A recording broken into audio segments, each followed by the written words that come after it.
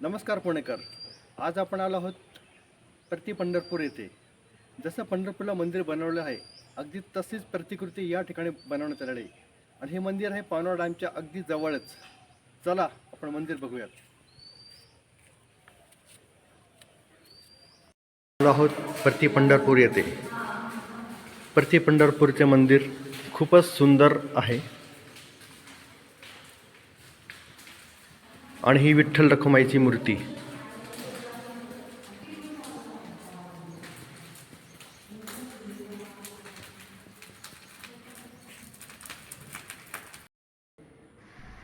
आणि हे आहेत बाबा महाराज सातारकर ज्यांनी मंदिराची स्थापना केली.